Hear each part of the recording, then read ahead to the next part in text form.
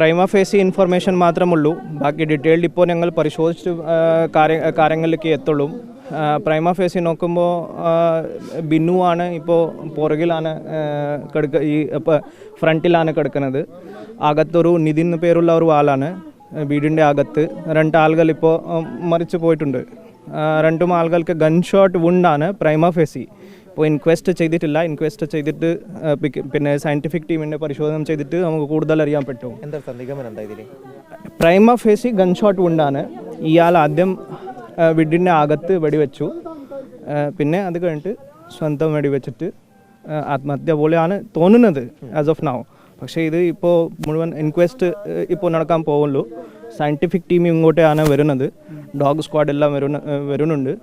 കുറച്ച് നമുക്ക് കൂടുതൽ അന്വേഷണം ചെയ്തിട്ട് യഥാർത്ഥമായിട്ട് എന്താണ് സംഭവിച്ചത് അത് നമുക്ക് മനസ്സിലാക്കാൻ പറ്റും.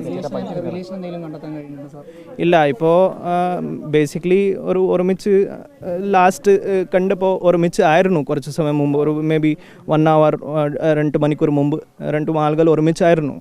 സോ നമുക്ക് കൂടുതൽ സാക്ഷികൾ പിടിക്കേണ്ടതാണ്. അത് കണ്ടുപിടിച്ചിട്ട് നമുക്ക് കൂടുതൽ പറയാൻ പറ്റും. അകത്താണ് കിച്ചൺ റൂമിൻ്റെ കിച്ചണിലാണ് ഇപ്പോൾ കിടക്കുന്നത്.